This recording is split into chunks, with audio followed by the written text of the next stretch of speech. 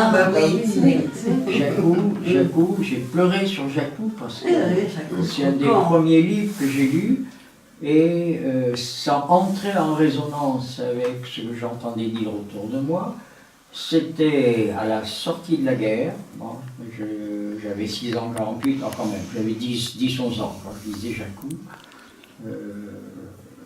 Mais ayant vécu un peu la guerre, disons, ça prenait une dimension particulière. Un auteur, Eugène Leroy, un auteur périgourdin, qui a beaucoup produit. Et, il y a le Moulin du Frot, il y a l'Ennemi de la mort, c'est un peu dans les mêmes... bon, on a presque les jeunes périgourdins ont tous lu, quoi, parce que bon, l'Ennemi de la mort, c'est autre chose. Alors, est-ce que c'est de la littérature engagée? Je ne sais pas, peut-être. Si, Jacou, si c'est une fiction qui est... Bon, fiction d'engagement. Si j'avais eu Les Misérables, bon, c'est, disons, ça m'a aidé à entrer dans les Misérables. Bon, voilà. Alors, ce livre qui est... Alors, en gros, Jacou, c'est une fiction. Ça commence à... il s'agit d'une famille de métayers, le père, la mère et le fils, Jacou. Le père Martissou, la mère n'a pas de... Si, elle a un prénom. Si, mais je ne me souviens plus. Non. Là, quelque chose. Oui. Et puis, ce sont des métayers d'un comte, d'un seigneur, qui maltraite tous ces métayers, sans exception, qui les essore, enfin, voilà. Martissou est chasseur, et le garde, le régisseur se venge. Un jour, il arrive avec son fusil et il abat la chienne. Réplique tout de suite, Martissou prend son fusil, abat le garde, le régisseur. C'était quand même plus grave. Hein. C'était quand même plus grave. Oui, que d'abattre là. Procès à Périgueux, condamnation aux galères. Pour aller vite, la mère de Jacou meurt. Parce qu'en plus, ils sont chassés de la métairie. Elle n'a plus de travail. Elle n'a plus de travail, elle meurt. Jacou est recueilli par un curé. Qui est pas n'importe quel curé. Il attend le pauvre. Hein. Oui, je vais vite, hein, parce que... Alors, Jacou est pris en charge par le curé Bonal. Le curé Bonal, c'est un curé constitutionnel, donc qui a prêté serment à la constitution civile du clergé. Et ses confrères l'ont mis à l'index et il a été obligé d'abandonner son sacerdoce. Et il s'est retiré dans une ferme où il a, avec sa servante, et Jacou, à qui il a appris à lire, enfin, il a fait l'éducation de Jacou. Et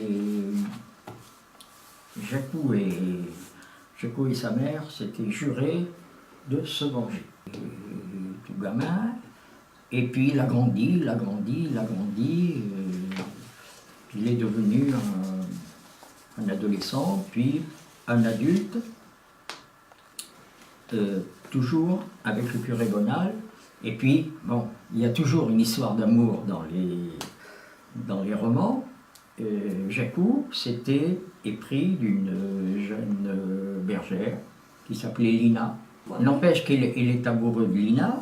Et il arrive. L'histoire d'amour. Un jour, il se fait prendre par les... C'est important quelque part. Ah, d'accord.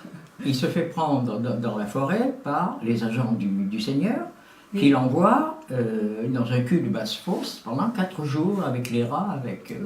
Et pendant ce temps-là, bon, Lina était désespérée, sa mère lui menait la vie impossible, elle s'est allée se jeter dans un étang. Et lorsque Jacou est ressorti, Lina n'est plus là. Hein? Alors à ce moment-là, Jacou a entrepris, dit il faut se venger, on a juré de se venger, on se vengera. Et là, il est vraiment meneur, il est chef de guerre, il monte tous les villageois, les métayers. Oui, et toi, tu as bien des raisons d'être mécontent du Seigneur. Toi aussi, un tel, toi aussi. Bon, alors, il faut qu'on en sorte. Et il décide il dit on ne tuera personne. Hein. Parce que nous ne sommes pas des bandits, nous ne sommes pas des criminels. Hein. Nous demandons justice. Et au signal, c'est bien monté d'ailleurs, Jacou se révèle un vrai chef de guerre. On met le feu au château et on épargne le comte. Jacou dit j'aurais pu le tuer, il l'épargne. Et dans l'incendie du château, Jacou est amené à sauver la dernière fille qui était là, qui s'appelle la Galiote, dont il a été passionnément amoureux un certain temps. Et voilà, le château brûlé, disons la famille dispersée. Jacou se retrouve tout seul dans une cabane, dans les bois, et il rencontre assez souvent la Galiote. Et il a eu du mal, il pense à Lina, mais il a eu du mal aussi à résister. Si, il a résisté. Il a résisté. Si, il a résisté. Et donc, Jacou connaît une servante, une bergère comme lui. Il se dit, bon, je ne vais pas épouser la fille d'un noble, non, parce que sa passion a été surmontée par, disons, l'honneur. Il dit non, on ne va pas s'allier avec des gens comme ça. Et il s'est marié, donc, avec la Bertrie, je crois. Oui. Et ils eurent beaucoup d'enfants. Ils ont eu beaucoup d'enfants. Pour en revenir à la Galiote, c'est lorsque Jacou ayant mis le feu au château a été jugé, et le président du tribunal, de la cour d'assises, disait « mais mademoiselle, il vous a bien violenté, non, mais dites, allez, oh !» Et la Galiote a dit « non, monsieur le juge, il ne m'a jamais manqué de respect. » Ça, parce qu'il avait attaqué le château, elle aurait très bien plu, elle était bien placée pour le faire condamner. Alors,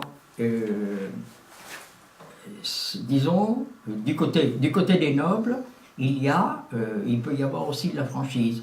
Du côté des paysans, l'exemple de Janssou, c'est de la traîtrise, on peut le comprendre à la limite. Hein.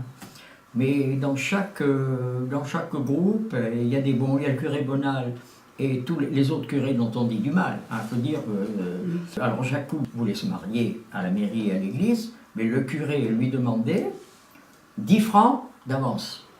Et on lui dit non, je vais aller voir le curé d'un tel. Le curé d'un tel a dit t'inquiète pas mon gars, je vous marierai gratuitement. Mais n'empêche, moi ce qui m'a marqué, c'est ces personnages qui sont...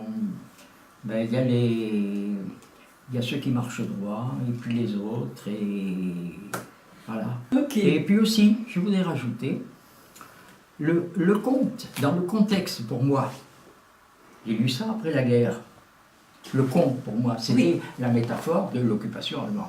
Ah, d'accord. La métaphore de l'occupation allemande. Ah, tu l'as vu comme ça. Et oui.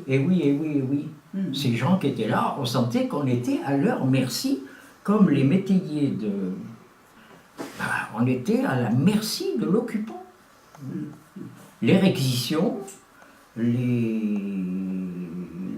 prises d'otages, ça existait au mois de mars 1944.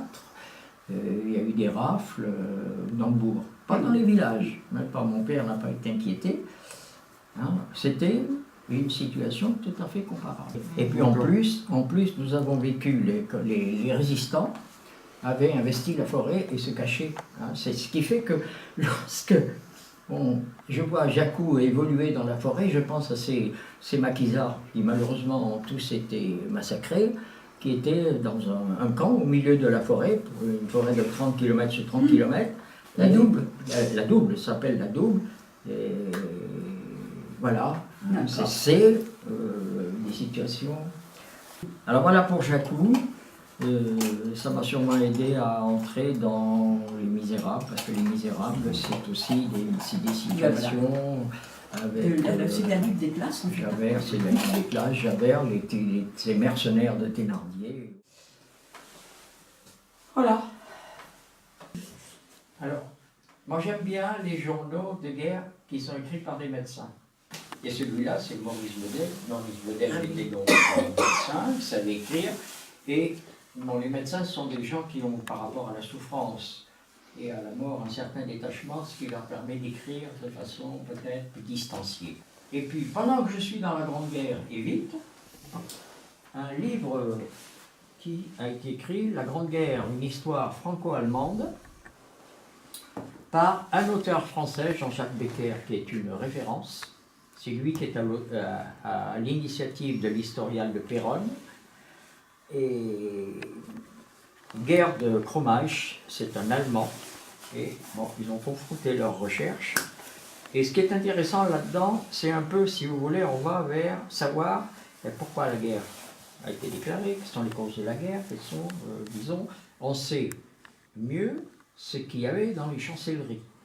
Et je peux vous dire que là-dedans, il y a des citations que j'ai trouvées ailleurs. Les Allemands n'avaient rien à envier aux djihadistes d'aujourd'hui. Absolument rien. C'est quelque chose de terrifiant.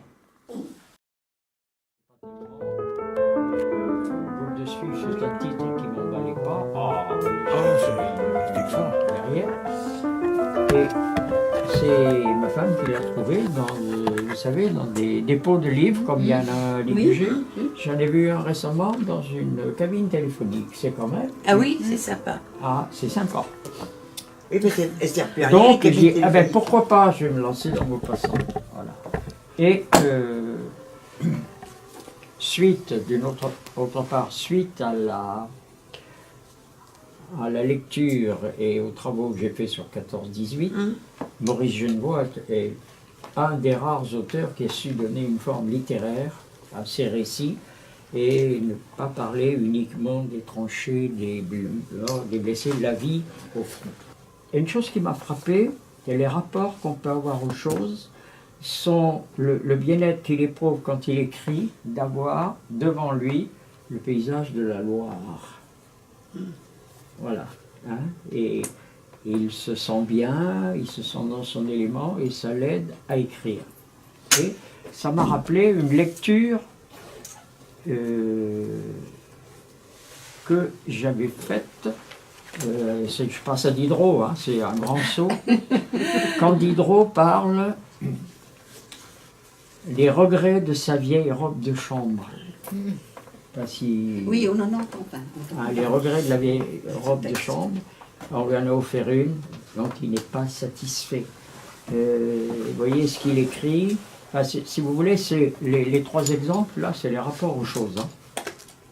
Pourquoi ne pas l'avoir gardée? Elle était faite à moi, j'étais fait à elle. Elle moulait tous les plis de mon corps sans le gêner. J'étais pittoresque et beau. L'autre, raide, empesée, me mannequine. Il n'y avait aucun besoin auquel sa complaisance ne se prêta, car l'indigence est presque toujours officieuse. Un livre était-il couvert de poussière? Un de mes pans souffrait à l'essuyer. L'encre épaisse refusait-elle de couler de ma plume?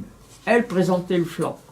On y voyait tracés en longues raies noires les fréquents services qu'elle m'avait rendus.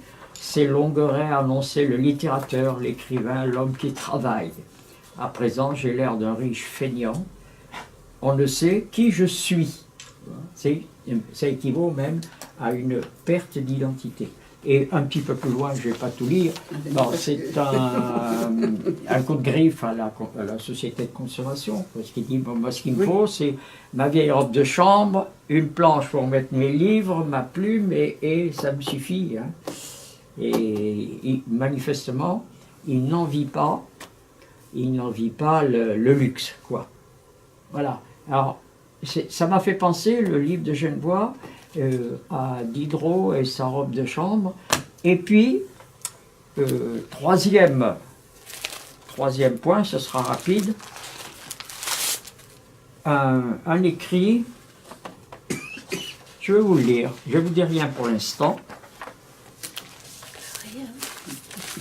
Alors, oui, tu as lu? Non. Je sais pas, Inventaire de mon vieux logis. Un rapport aux choses encore. Bureau de dame d'époque directoire, bois fruitier, marqueterie. Il a sa place près d'une fenêtre, le coin étant bien éclairé. Madame s'y installera commodément. Et je retrouve le rapport avec Diderot, hein, disons, cette facilité, cette aisance, cette situation qui est facilitante pour l'écriture ou même pour la vie. Dans le salon Guimpé sur ses pieds fluets, il représente mystère et discrétion.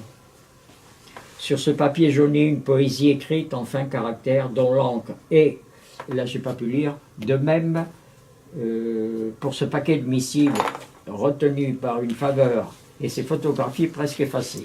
Trésor qui n'a de prix que pour le cœur, qu'une description plus complète amoindrirait.